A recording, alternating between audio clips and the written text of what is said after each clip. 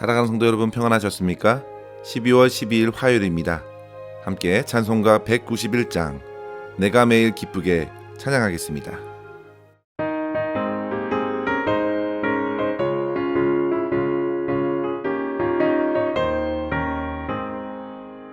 내가 매일 기쁘게 순례의 길에 남은 주의 팔에 나를 안보하며 내가 주의 큰 복을 받는 참된 비결은 주의 영이 함께함이라. 성령이 계시네 할렐루야 함께하시네. 좁은 길을 걸으며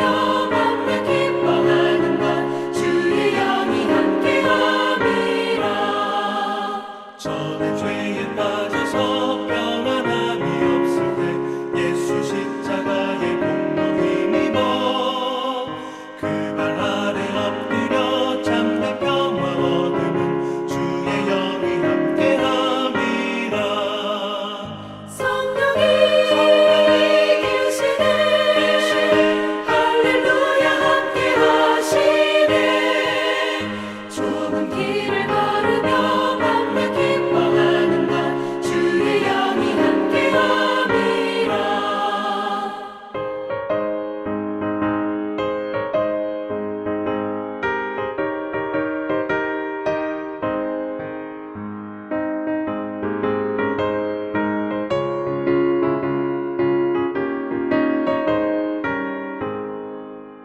나와 동행하시고 모든 염려하시니 나는 숲의 새와 같이 기쁘다.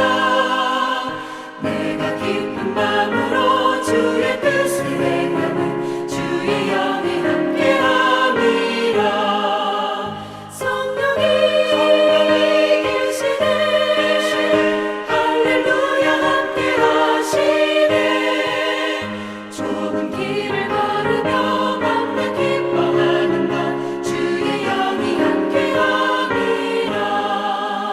세상 모든 욕망과 나의 모든 정욕은 십자가의 힘이 못을 받았네.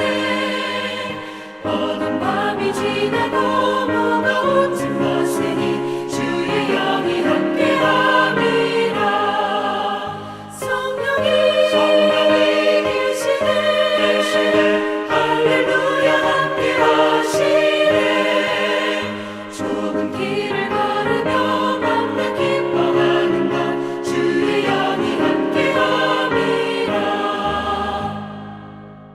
아멘.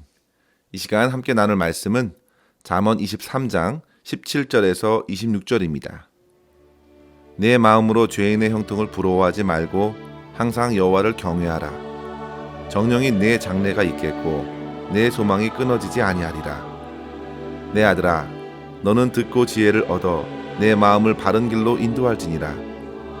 술을 즐겨하는 자들과 고기를 탐하는 자들과도 더불어 사귀지 말라.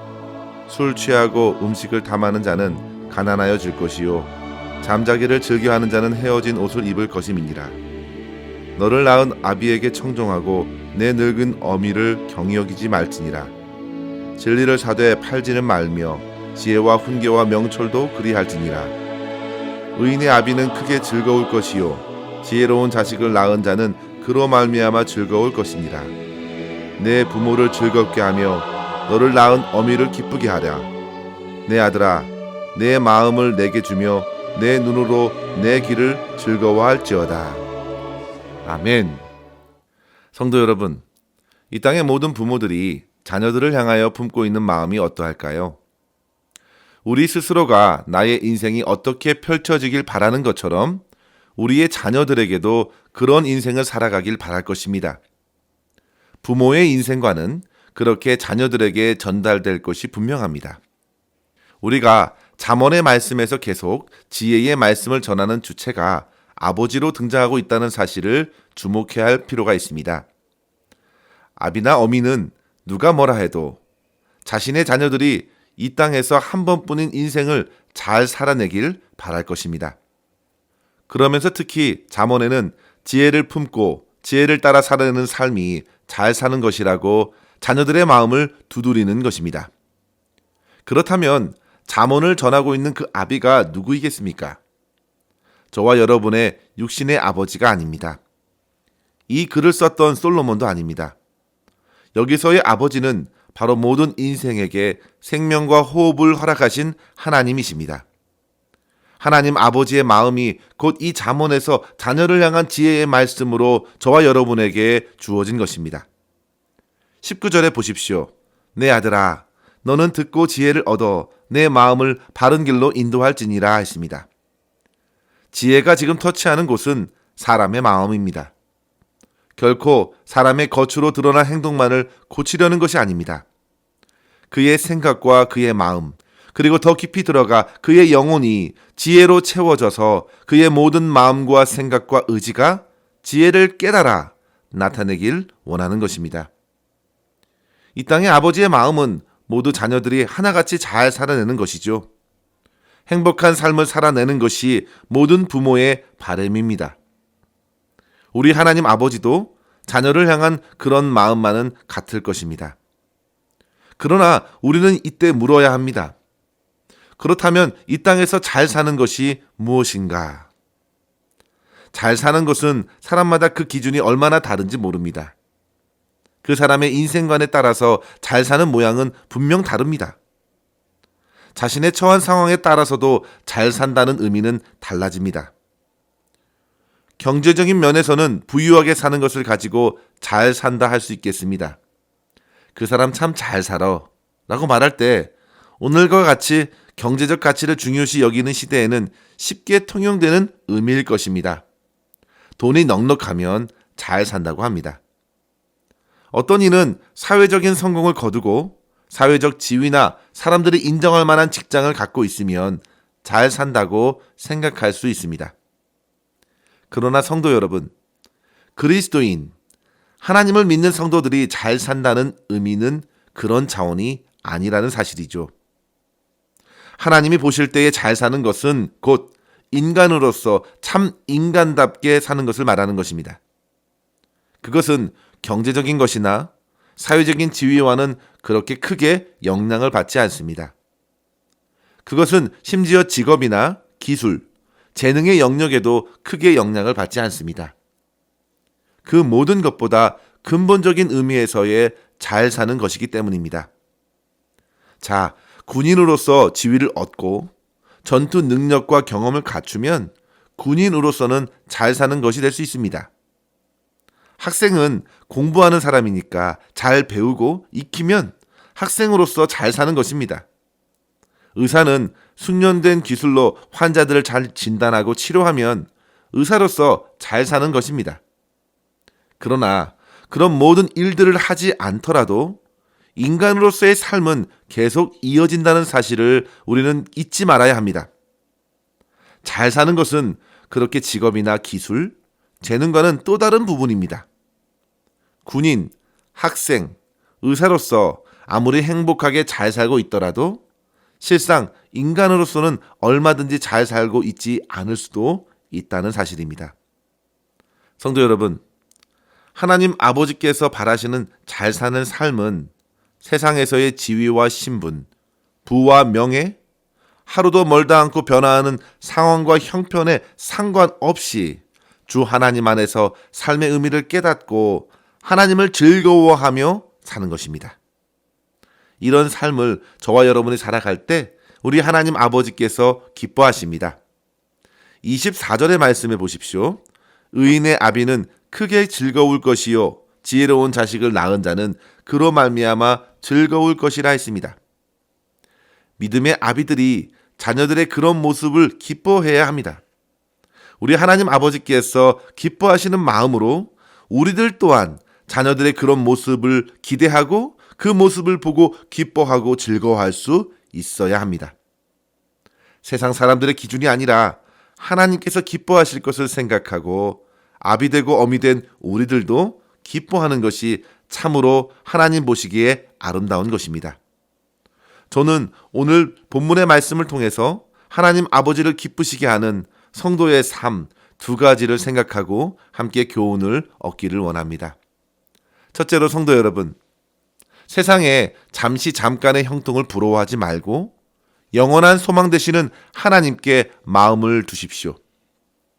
17절 말씀에 보면요. 내 마음으로 죄인의 형통을 부러워하지 말고 항상 여호와를 경외하라 했습니다. 이유는 18절의 말씀입니다.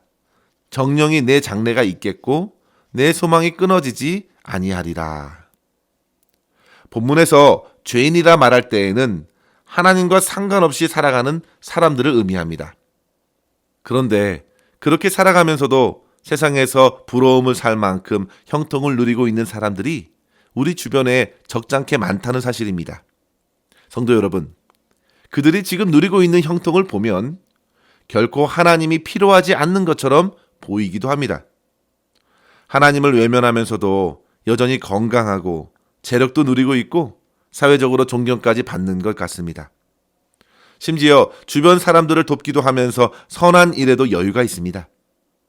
그런 모습에 주위 사람들은 그들을 잘 사는 것처럼 볼 수가 있다는 말입니다.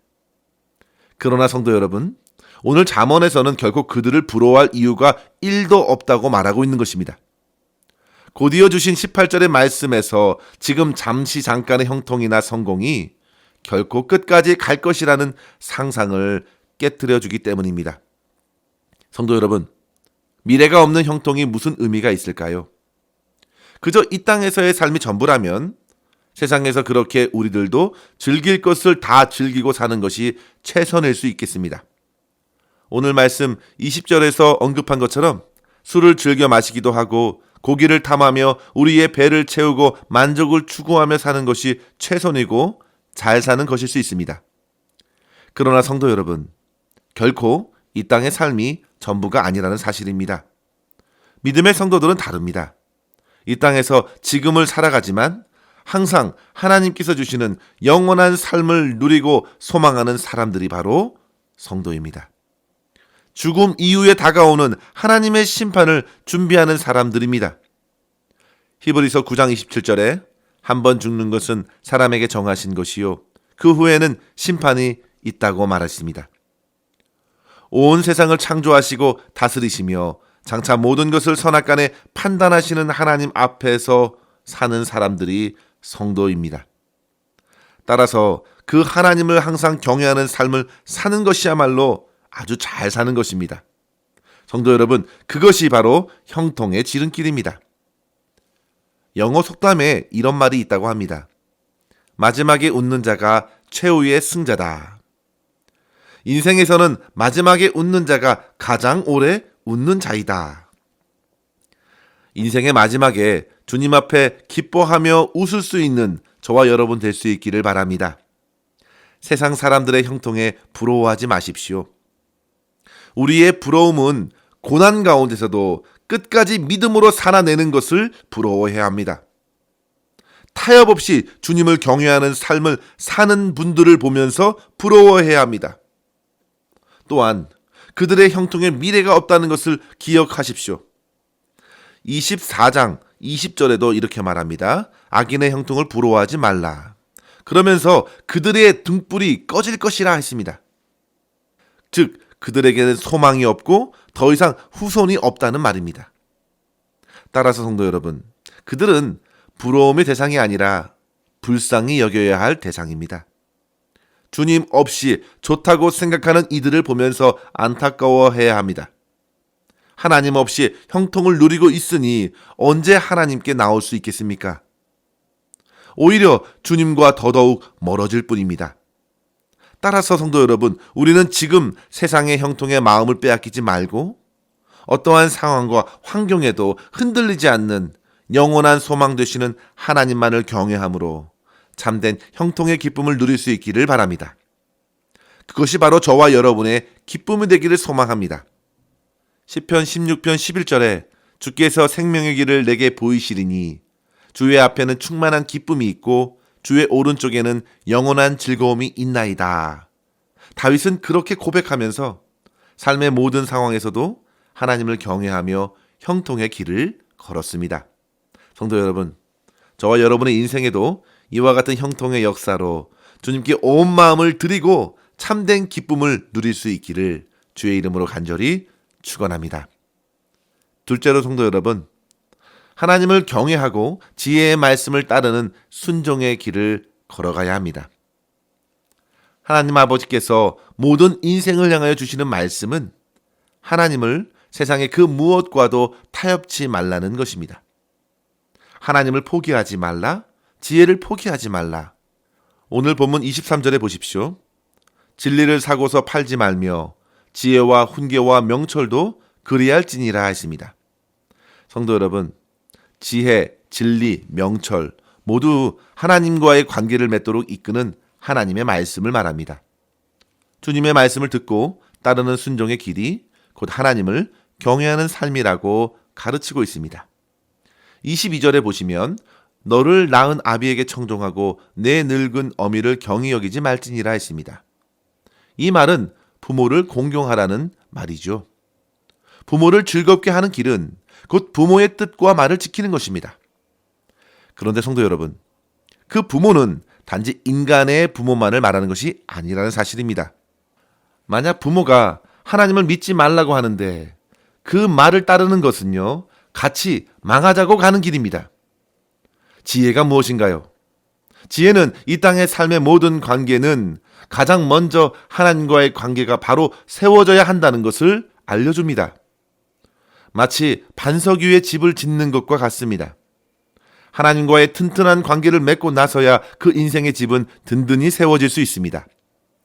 우리가 부모로부터 생명을 받기에 부모를 청종하고 공경해야 하지만 그 모든 것이 하나님의 은혜 안에 주어졌음을 기억하십시오. 따라서 성도 여러분, 우리는 하나님을 경외하는 마음으로 주님의 말씀을 잘 듣고 지혜를 얻어 바른 길, 진리의 길, 생명의 길을 걸어갈 수 있기를 바랍니다. 그 길은 사람들이 찾는 형통과는 어울리지 않을 수도 있습니다. 그 길은 하나님 때문에 반드시 고생과 고난이 주어지는 길일 것입니다. 그러나 그 길은 영원한 생명을 주시는 하나님을 기쁘시게 하는 길이고 그 길을 걸을 때에 하늘의 참된 평강을 얻게 될 줄 믿습니다. 이러한 신령한 은혜와 복을 누리며 오늘도 주 앞에서 믿음으로 잘 살아내는 주의 백성의 삶을 살 수 있기를 주의 이름으로 간절히 축원합니다. 기도하겠습니다. 하나님 아버지 감사합니다. 오늘도 주의 생명의 말씀으로 우리의 영혼을 깨워주시니 감사합니다. 아버지 하나님, 저희들의 심령을 붙들어 주시사 세상의 형통에 마음을 빼앗기지 않게 하여 주시옵소서. 우리의 형통은 주님 안에 있습니다. 주님께서 허락하신 기쁨과 즐거움은 주께서 허락하신 소망의 길, 영원한 생명의 길에 있음을 믿습니다. 주님께서 주시는 말씀을 믿고 잘 순종하면서 그 길을 걸어가게 하여 주시옵소서. 세상의 여러 가지 유혹을 만나더라도 타협치 말게 하여 주시고 진리를 지키고 지혜를 지키고 오직 하나님 아버지만을 경외하며 주의 말씀을 따라가는 성도의 삶으로서 승리케 하여 주시옵소서. 오늘도 우리의 모든 삶을 주님의 손에 의탁하옵고 감사드리며 우리 구주 예수님의 이름으로 간절히 기도하옵나이다. 아멘. 사랑하는 성도 여러분, 오늘도 주 안에서 승리하시길 바랍니다. 감사합니다.